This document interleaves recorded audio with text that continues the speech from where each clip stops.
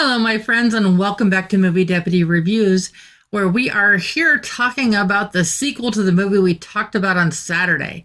So I hope that you made sure to turn on those notifications so that you get the alert as soon as this goes live, because you're not going to want to miss this one. Now, sequels, they get lost in translation a lot of the time. And honestly, this is no exception to that. I am still giving Black Phone 2 a guilty rating just because of the content and everything that's involved with this. Now, with Black Phone 2, I don't know why they did this with the title. The first one was The Black Phone, but this one's not The Black Phone 2. Maybe because a lot of people just dropped the and just refer to it as Black Phone. But yeah, the official titles for the first movie was The Black Phone, and this one is Black Phone 2, so my brain just goes, huh? On that a little bit. But if you have seen the first one, then you know what to you don't know what to expect, because the way that the first one ends doesn't really leave much room for like a sequel or anything. Well, that's a good thing, because Black Phone 2 is both a prequel and a sequel. So it just kind of the first one takes place in 1978. This second one here takes place in 1982 and 1956.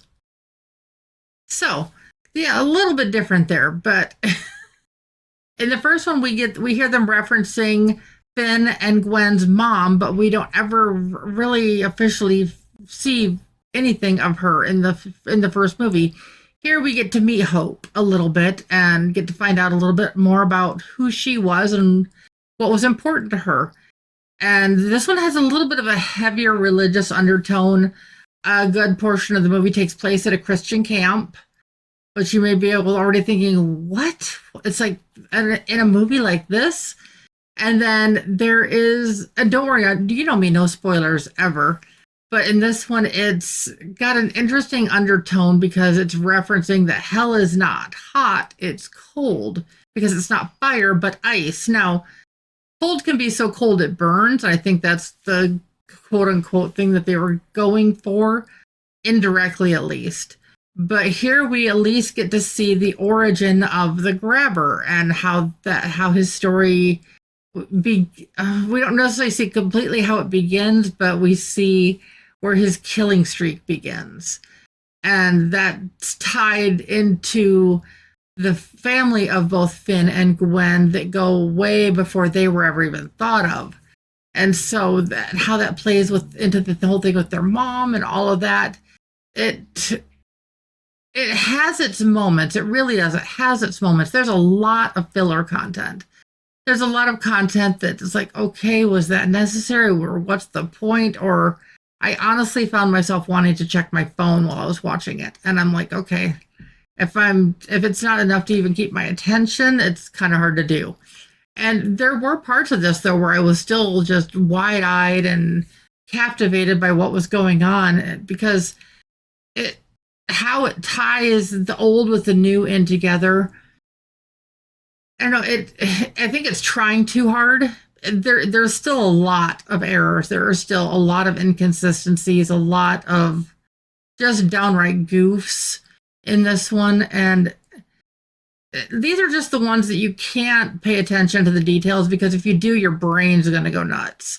But if you're just looking for like a horror thriller that's entertaining, you might get something out of this. Now, let me get into the trailer with you here, and then we'll talk a little bit more about that. But the trailer might kind of help a little bit on some of this.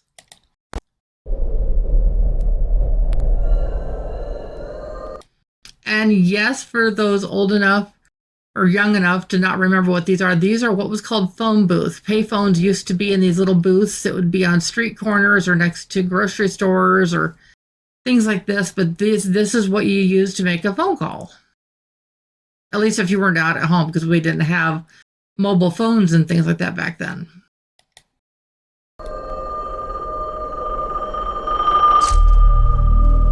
Like I said, it's a heavy religious undertone.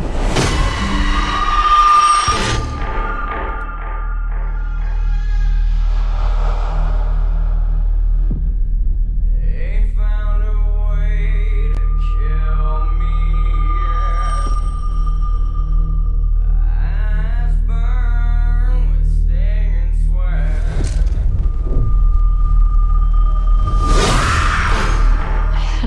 dream.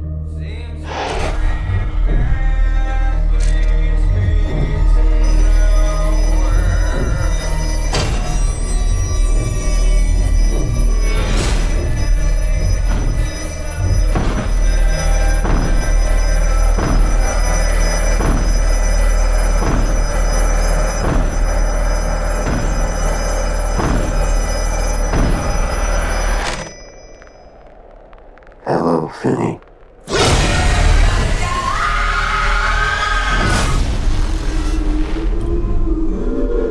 Did you think our story was over? You're dead. You, of all people,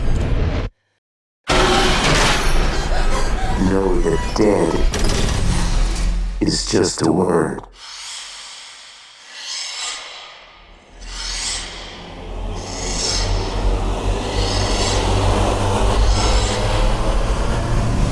He's here.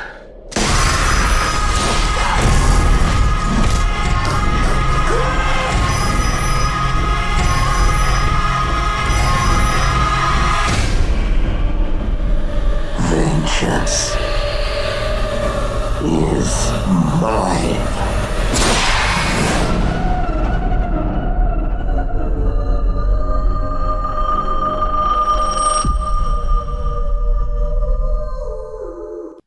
So that is the trailer for Black Phone 2. Now, what is it with these horror terror movies like this having to do with kids and camps on lakes? I mean, seriously, how many of these have to kind of go down that same stereotype? And this just kind of, yeah, it overplays that hand a little bit. I mean, it was trying to play into the kitsch of it, and I'm not sure exactly what happened with that, but yeah, it just, I don't know.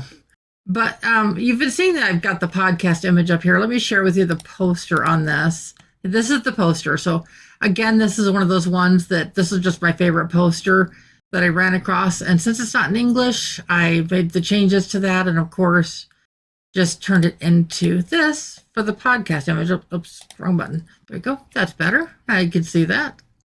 At least if you're on our YouTube channel. If you're not, you get to experience this in a whole different way over here on YouTube. I love that my listeners and everything are coming along for these reviews and just kind of everything that goes along with them.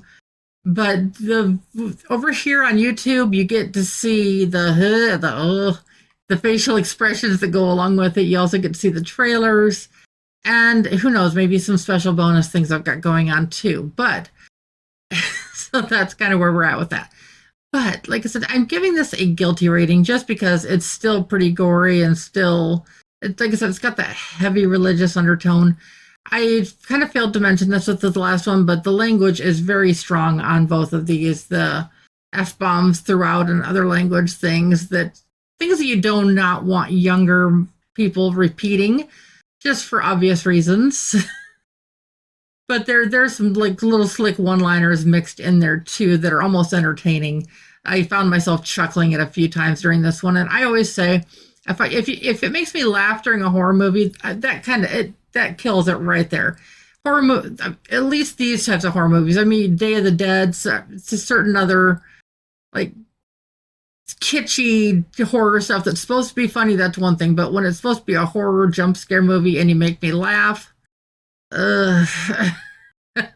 it's not a good thing. Trust me, it's not a good thing.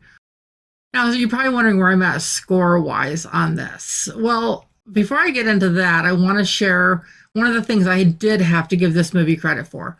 A lot of movies, when they go from the first to the sequel, we even saw it with the new Greenland movie that we just did, is the person that played the son was not the same actor. They had changed that out. The two main actors were the same, but they changed that. In Black Phone 2, we see a lot of the same faces. All of the main characters did come back, and they are the same characters for the sequel here. And so it was very refreshing to see that, especially on a story like this, where I think you need that extra little bit. And so that's why that was a factor of why I'm coming in with the score I'm giving this. I'm coming in at a 4.75 out of 10. Now, I was honestly leaning low fours, but the fact that the ending, honestly, if you sit down to watch this and you're just like going, what? I promise it does get better. The ending is worth it if you can make it through to that point. It does get better, but there's a lot of very forgettable stuff that goes along in the process of getting there, and just a lot of stereotypes that were just forcibly, it's force fed to you a little bit in the movie, and you're just kind of left going, what was the point of this and why? So it's, I don't know, it's just hard to do any higher with that. I was honestly mid-movie, I was thinking threes. So I was glad that it did. As you can tell, it probably got a little bit better from that. Like I said, if you are just looking for kitschy thriller with a little bit of gore, a little bit more gore than what we saw last time. There was a little bit more gore than what we saw last time. It was one scene that I just was like, not completely grossed out, but just it even caught me off guard. I was like, what? But either way, it was entertaining. So whether you see it once or this becomes a favorite, I've already run into some people that they're calling the two Black Phone movies their favorite movies of all time. I don't know if I really have any room to talk. My favorite is Ghostbusters, the original from 1984. So it's also very kitschy, very niche, and everything on that. So to each their own, but I hope that this will help somebody, whether it's going to help you decide whether you want to see this or whether it's one to avoid. But as always, make sure you click those buttons and turn on those notifications so that you always get the latest and greatest of my interrogations of these movies for their plot and their content. But hopefully this will help out a few people. And as always, I'll be back soon. Bye, everybody.